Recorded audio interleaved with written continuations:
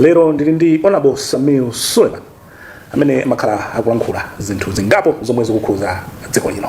Amene wandi phungu wa nyumba ya malamulo Blantyre City South East, maso wa mpando wa komiti ya zaulimi ku nyumba ya malamulo, maso amene ali National Organizing Secretary chipani cha DPP.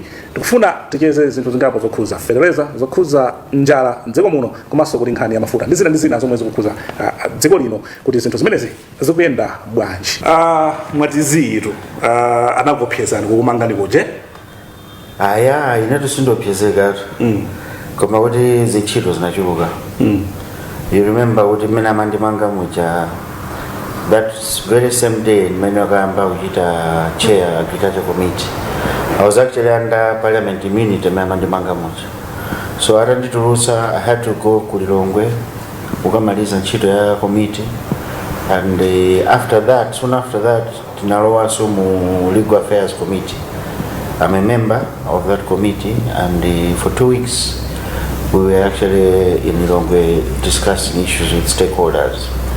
So sukuti ndimopyezeka kapena ngandopyeze kapena ningata ya Malawi zosateka. Koma Malawi aziziwa kuti tikakhala kuti mina sitili pa public rally tikugwira benchito through the committees. Before committee kujaso, we are fighting for Malawians. Pali zambiri zimene zikumabwera umene kuja zosakhala bwino, we have to stand firm kuti izi. So it's part of our job. Koma kukhala peko sukuti pali china chake kapena kuti kututumuka ayi. Anthu fa kudabo kuti makhala phe pamene akudandaula nkhani ya AIP. Yes. Nkhani ya fertilizer. Yes. Monga committee chair wa committee ya agriculture. Kafufu 1 pano nkhani ya AIP ikuyenda bwanji? Nkhani ya AIP inafika povuta. You remember pakati hapo I had to come out and say kuti why not buy from East Bridge? Pamene mupumantha madabo munali mmodzi amene mukazuzula za East Bridge.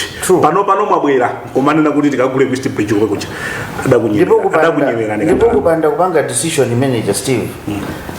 Sitika na kind fertilizer when aliyense as I'm talking. Kwa unalibiletu.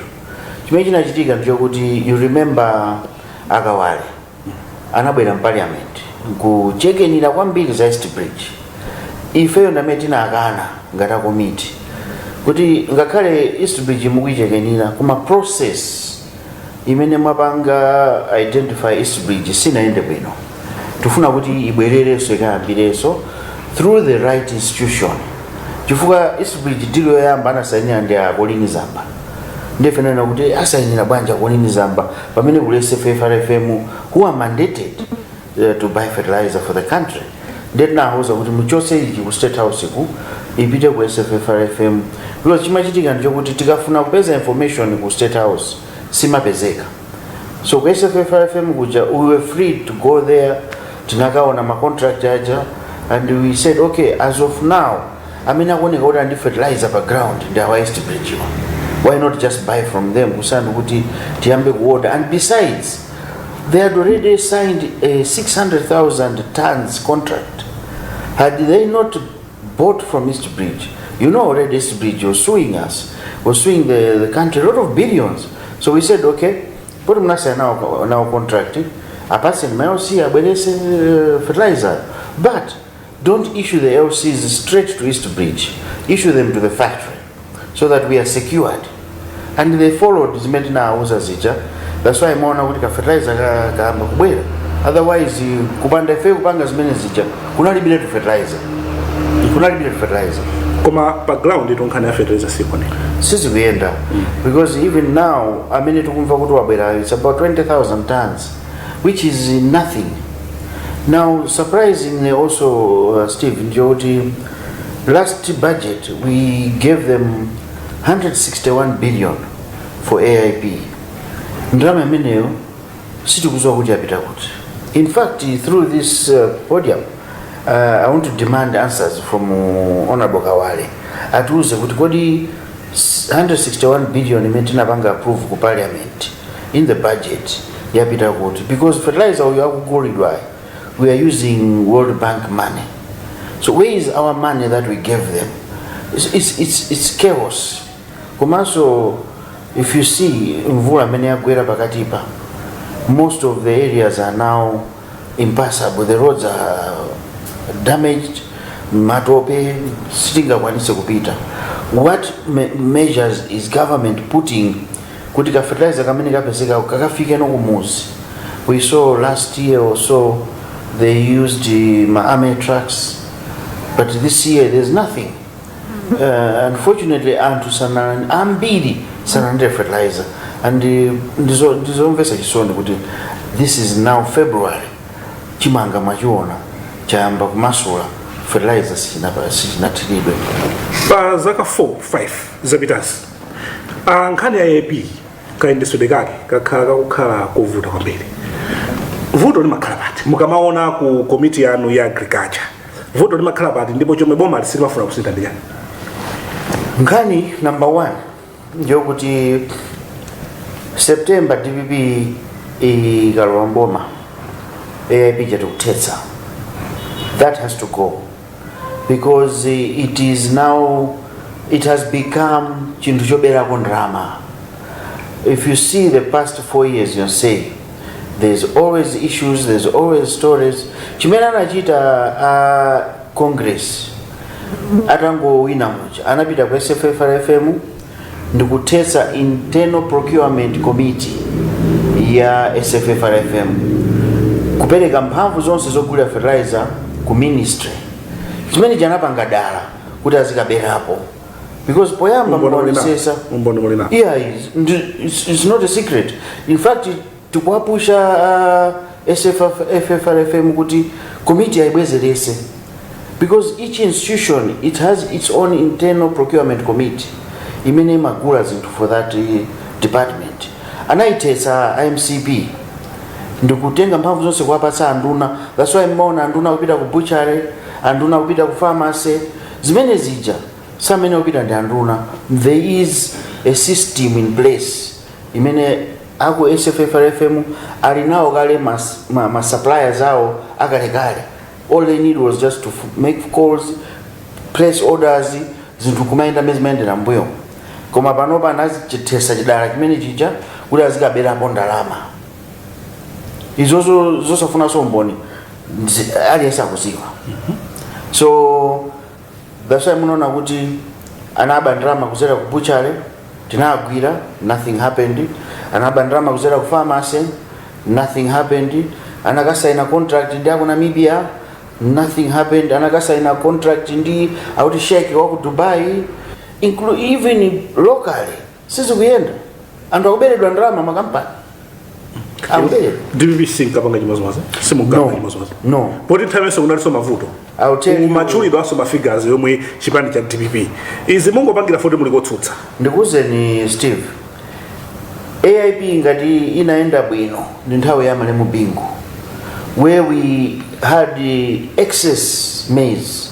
We could not even store our own maize. You remember Bingu had to build silos kuchenza kumangochi kumzuzu to keep that maize.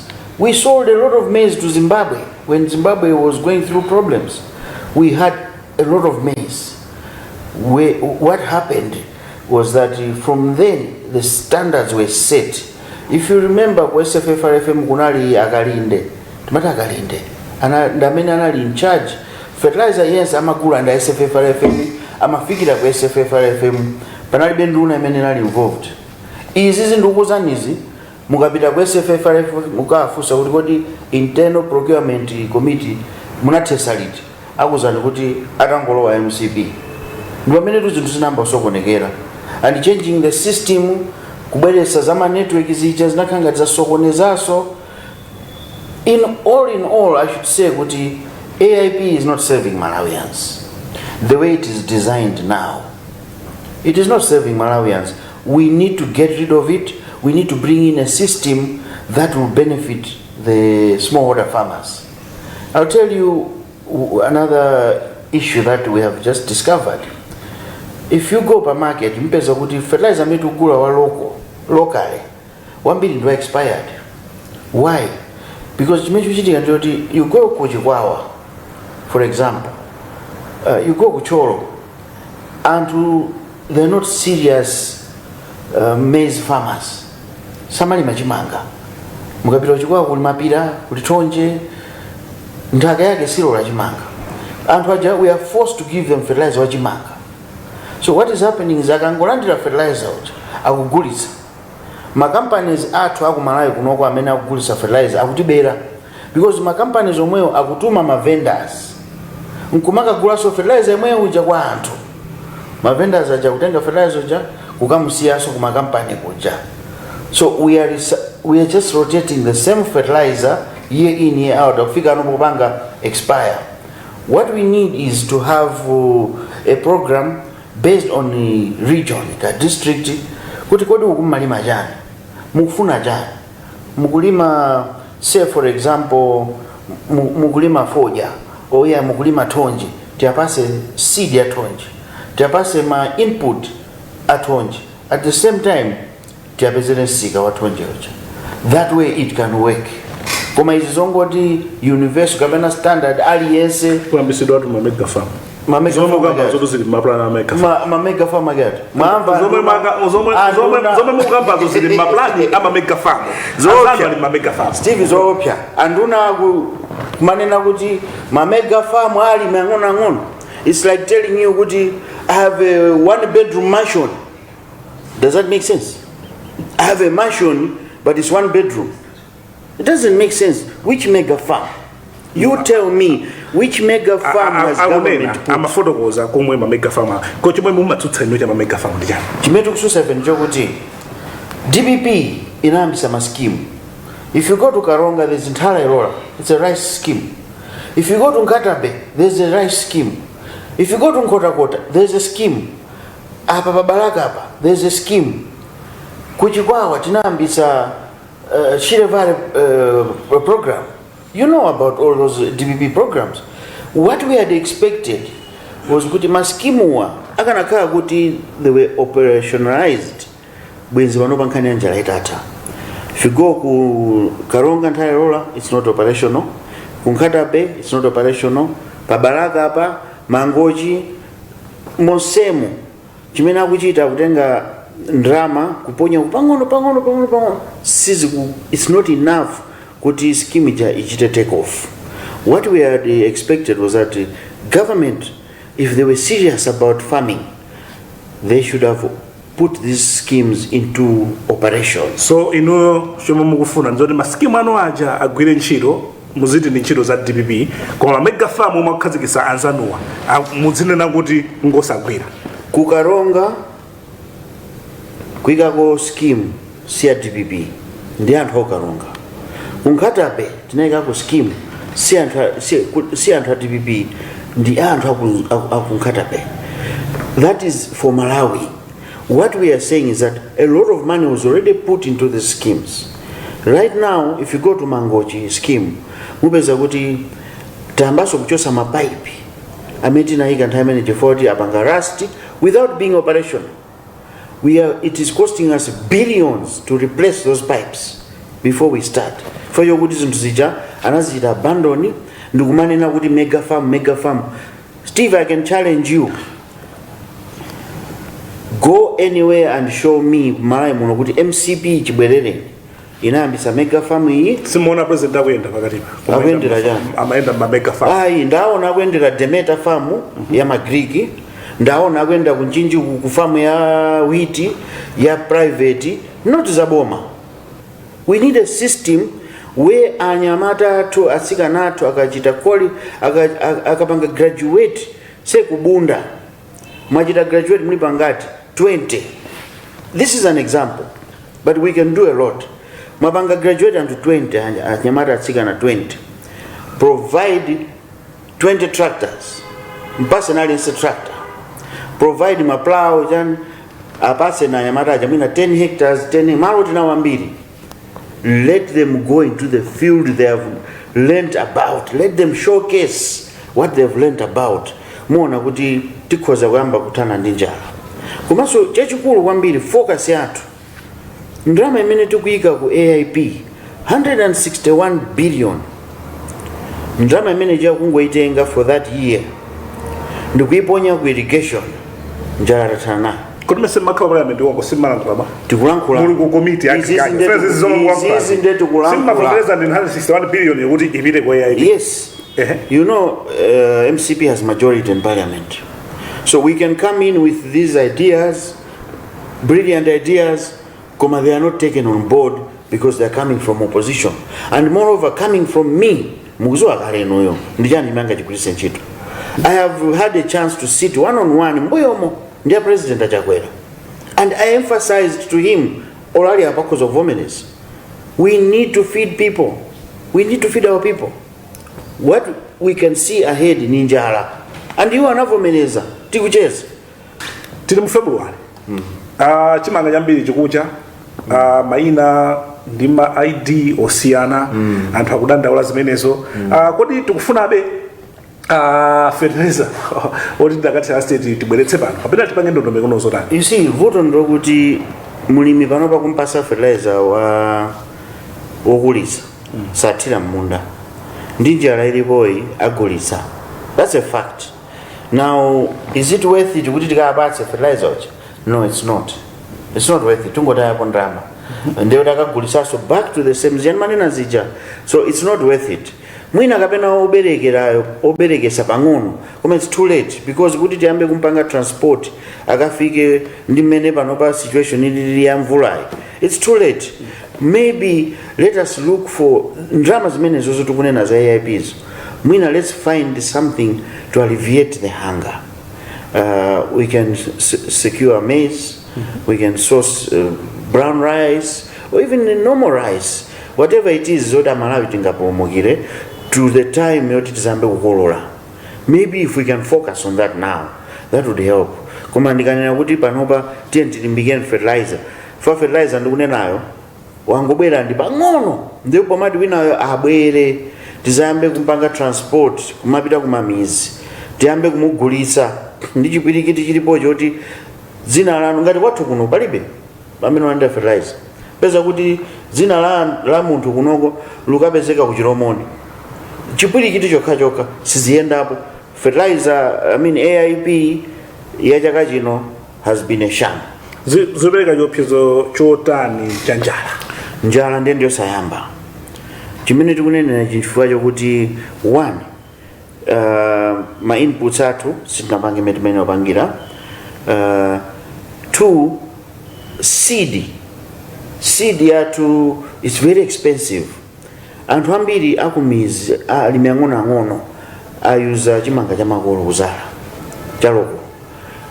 So nza kuti production imene paja taipanga kale reduce. Ndiye kusayikaso fertilizer, that just makes it worse kuti sitikolola chimanga chokwanira. Komanso sitikudziwa kuti kodi tili munyengo ya mvula, ma disaster amenewa nimaona zulo ngati kumangochi mazi akukola minda yambiri kuchikwawo ku expect floods this week chifukwa cha mvula imene yagwa mblanda ndiyo kuti minda yambiri so kupita. So all these factors are going to lead us back into hunger. What makes it worse is that in our stocks we don't even have chimanga chokuti zisati zavuta tigwira pati. That's why ndunena kuti mwina focus yathu panopa iyambe nokukhala pokuti tendisake ni chokudya osati tizipengaso za fertilizers zitachedwa nazo zakanika zisiyeni ndramayo tenga ndigule chimanga chokwanira tizaze nkhokwe kaya ndi mpunga kaya ndi nyemba kaya ndi mafuta kuti mwina tichite kwa alleviate kanjala kamene tikukaonaka kwa adimaki. Kuti kuzisowa chimanga kumafika mpaka napopanda chimanga mukamakhala ku komiti yanu ya agriculture ku parliament mumapeza kuti ndi chani? Ndinene kuti adimaki yafa. That's the right word to use. Adimaki yafa manja mwa kongresi chifukwa chokuti anafuna kuti ite. Ifeyo mene DPP machoka mboma, go and check this because it's mangolankhula. We had enough stocks of maize in our silos. We had rice, a lot of tonnage in Adimak. We had cotton lint in Adimak. We had all that produce. Anango gawa na antu aja mpaka lero mpunga watu sinalipiridwe. Zindu zambiri anaimaliza Adimak ija nkufika pobwera no anduna former Minister of Agriculture nkunena kuti basi nonse musabwere kunchito atabwere timmanga. You remember? They shut down ADMAC. Why? Because it was not serving their interests. What they wanted was to take ADMAC and move that operation ADMAC to NFRA. But NFRA, it's not mandated to do the produce. NFRA amangwena kutisungira zokudya. Kuma pano mukapeza kuti NFRA ikumapita nomakagula chimanga ngati ndi ADMAC zosokoneza zokhazoka. ADMAC yata. But my main worry, my main concern is the welfare of those people that we fired. Because they have come to a point of coming to my office. And wajanangu chosidwa nchito over 4,500 people. Osa aganizira kali konse, osa apas, and kutamangisidwa manyumba, ana kutamangisidwa maskulu, kuswa chokudya antu. Yet, they were supposed to benefit something that macho sedwa nchito, akana hawerengera ma benefits awo kwa chose. So MCP killed ADMAC deliberately so that they could advance zimena mafunazo through NFRA. That is what has happened. ADMAC is dead. We have cried, please recapitalize ADMAC. Recapitalize ADMAC. ADMAC should go back. Mukumbukira achakwera pa campaign ankati cha za ADMAC. ADMAC ibwerera makale. We will make sure ADMAC is fully functional. Lero ili kuti. Lero achakwera ADMAC ili kuti. Mwaimaliza, mwaibera china chili chonse. Mwenu mborora akubanda achakwera. Mukamanena kuti achakwera mwaibera ADMAC. Who is the head of government? Ngati akubandi andu nawo ndima anchito awo. Who takes the blame? Komano anthu amafunsa kuti asamiyo manje simubweretsa umboni mukamanena kuti wakuti akupanga chakuti. Manje simubweretsa umboni kuti umboni uwo. Kuti musapite ku parliament so adakupempha ndiso umboni. Tili ini mapereka, tili pa ADMAC bomba. Mufuna umboni wanji.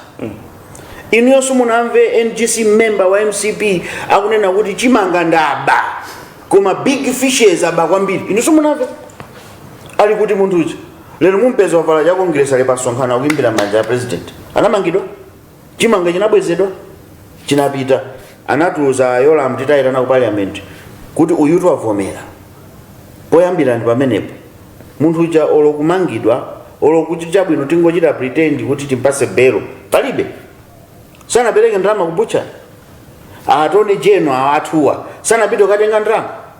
What more umboni do you want? Timabweresa nkhani ngati ineyo nkhani yonse mene manena makana yo umboni ndimayibweresa poera so that my institutions ndima anthu ena atithandizire nkhani jandiyo take over. Koma nkhani zonse ndakhala ndikunena ine ndiziti zimene zachitidwa for all they do is bweresa umboni ndikapasa umboni amakhala pansi. So how do we develop? Ine sino wa polisi kuti ndikamange yeuja kapena ndimtengere ku court. No, I'm a parliamentarian, my job is oversight. I've noted kuti apalivuto ndalitulusa SCB take over. That's what happens. A police take over. That's what happens. I think as ndikira kuti apatu palibe chathu tingoomoleraatu koma tikalankhula basi zimangotera kumona kuti palibe who's taking over this issue kuti achite afufuze anthu amene wawa agwidwe sizokuchitika. Bokwana ndi program yetu ucheza ndi Honorable Suleman amene ali wa pampando wa komiti ya zamalimidwe ku nyumba ya malamulo. Nkhani ya kusowa kwa mafuta galimoto dziko kwakhuza bwanji ndondomeko yogawa federation?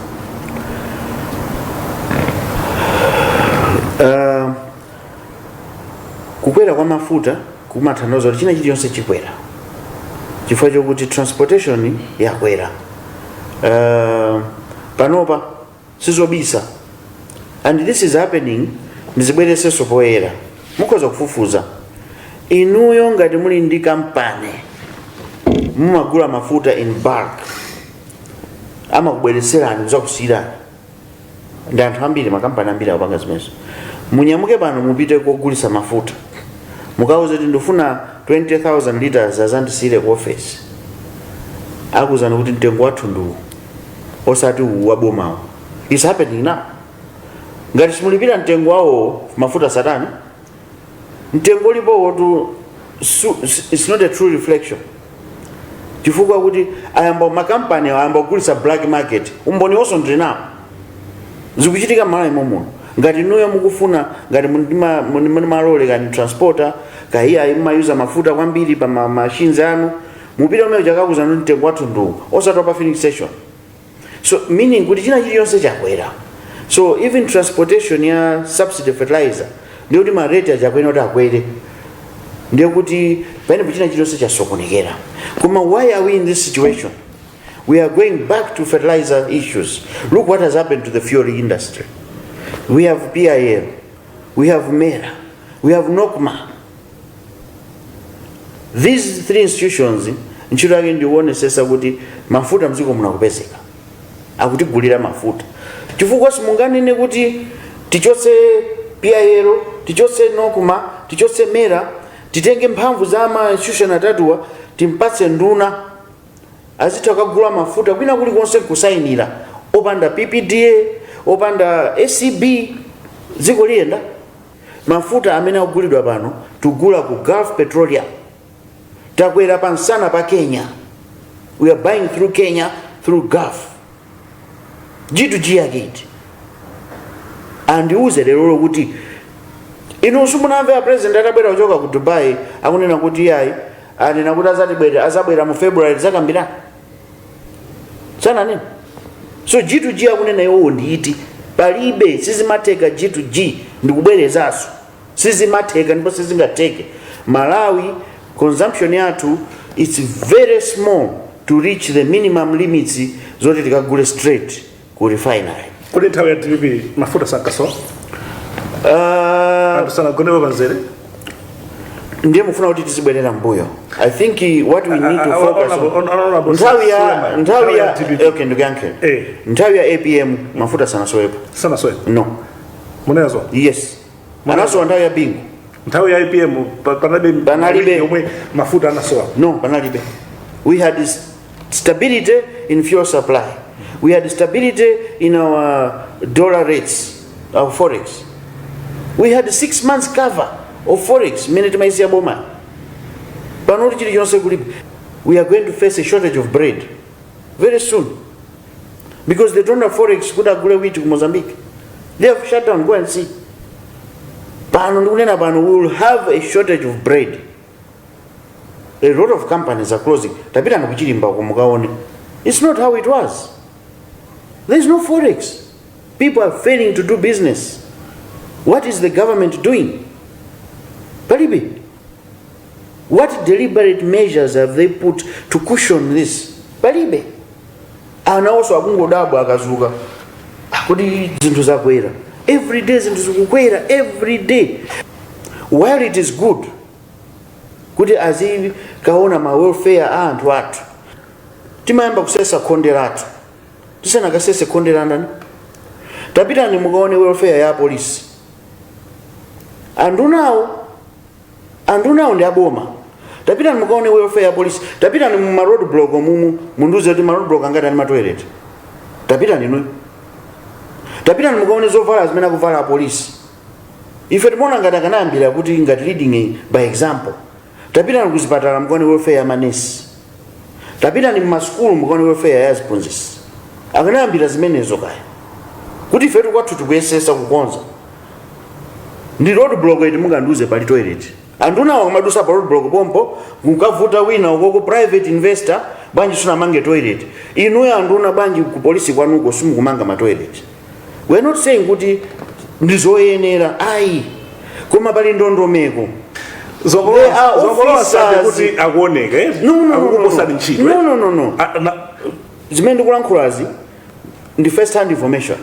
Tapita mukaone welfare ya police ngati danduna ukonda Malawi tikanayambira amene akugwira ntchito kubomako wathandizira munthu akulandira ndalama yosakwana 90,000 akuyendera kumene kuja ndikuwauza anthu aja kuti azapatsa malipiro abwino akulakwitsa ndunawo pamene ndikunena ndi pamene popo mphunzitsi akulandira ndalama zingati wa polisi akulandira ndalama zingati nesi akulandira ndalama zingati ine ndimona ngati anduna aja kananena kuti chimene tuli ndikufuna ngati ineyo Suleman, and this I will fight. Zinthu mmene zakwerera mitengo. First thing first, he should have fought kuti minimum wage should be doubled. As I'm talking to you. Ndi aziyenda nkaona kuti who's complying, who's not complying. Let's be realistic. Double the minimum wage. Chwa munthu mukumpasa 90,000, 100,000. Pomene bata akagule chimanga 75,000. Sana gaise, sana gule ndiwo, ana ku skulu, ana ku chipatala, iyeyo kuti ayendere transport apite ku ntchito zapakoma masiku ano zofunika zambirimbiri. Look at magesi mene adulira. Look at madzi mene adulira. Palibe chikuyenda Steve. Akanapanga double. Ineyo I would recommend minimum wage for our domestic workers should be 200,000 immediately. Adiko situation mukitawa. It's in my town. Blantyre Southeast mukutawira mbalina. Yeah. Chimene chinachitika njoti constituency it was the biggest in Blantyre. And so ndikugawa kuja mukuswese mwanga mwaduka ma constituency atatu. Oh, mumvesese. Mwadukano angati? Atatu. From one. So I had to choose kuti siningazigawe ndi mamose mutatu. Onsewo ndi atatu. So now I had to choose like how everyone else is doing. Kuti okay, I think ndime uko. Ndikumenzimene nachita. So nasaka constituency mozi mine kuchedwa kuti chigumula BCA Club Banana. Ndino kuchigumula ndekwata. So palibe kumenda tawa. In fact, kwina kumene ndachoka ndikumene so ndapanga zitu wambiri kusana ndimenda pita. That I can challenge you. It's on the record. Sinimatawa nchito. Sinzatawa nchito. Especially amali sinzatawa. Akuti boma ndilomweli ndipo tsutsa ndinomweno. Boma ndilomweli. Mukabe kutsutsa. Boma ndilomweli. Koma chipani sichomwecho. Tukuchotsa. Boma simakhala mumona kuti boma silimasita. DPP ingatengeso dziko. Noti kuti ingatenge. Tungodikiratu kumalizisa pa 16. Koma mukamaona mafiga zimene anipesera anthu kumwera kuno director of operations. I'm a national organizing secretary. National organizing secretary. And I will tell you this. National organizing secretary. Mukamaona ndi mafiga zimene mwanipesera. Yes. Kumwera kuno. Yes. Ndi makandidate ali kuno 5. Yes. Mavoti mwapeza pati. Mavoti ambirimbiri. You see, not everyone amene wachita register ku Central Region ndo MCP. Muzizi waso zimenezo. DPP, it is the only party imene panopa ili ndi MP kukaronga. I can mention their names. Imene ili ndi MP kuNkhatabe, imene ili ndi MP kuNzimba, imene ndi MP kuNchinji, imene inali ndi MP ngodanatisiya. Late Honorable Martha Lunch, may her soul rest in peace. Kunkhotakota. Imene ili ndi ma MP chigawo chonse cha ziko. It's only DPP. It's only DPP. Ndimu kundifuza kuti mavoti tatenga kuti. Ifeyo tukunena kuti talowa kale mboma tungodikira kumalizisa pa 16 September. And ndikamakuza nizizi mukhulupirire. And ndikuze niso chinthu china, it will be a shocker. DPP zapeza mavoti ambiri so ku Central Region. Anthu ayiwala zomwe munkachita ziti. Nkhaza zomwe munkachita. Boma lililonse lizakhala ndi zinthu zake. Goto nthawi ya kamuzu. Pakanali phera nduna ka 5. Go nthawi ya muluzi. Kunali ma issues. Nthawi ya bingu. Kunali ma issues. Nthawi ya ABM. Sizimalepera. Lero ndi nthawi ya MCP. Sizulepera. Zikwanje balala paliponse. Subende ponse kwanje. Ndimene namukuti boma lililonse limakhala ndi ma issues ake. Koma let's look at the positive side. Tipita kumapetopeto malingana nthawi. Mwina mawu ano papeto utseka program ino. Angakhalota.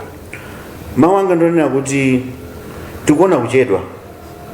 Tikuona kuchedwa because tizunzika. Pomati tifike September ndi mmene nyengo ikuyendera. Chifukwa muone chinthu chango chisiya. Kanga kuti kungotenga ngochiponya mazi basi chungopanga float. Tilibe direction. Dollar ikukwera daily. Black market ya dollar pano is 4,000 kwacha. Mukapita ku banki akuti 1,000 chakuti.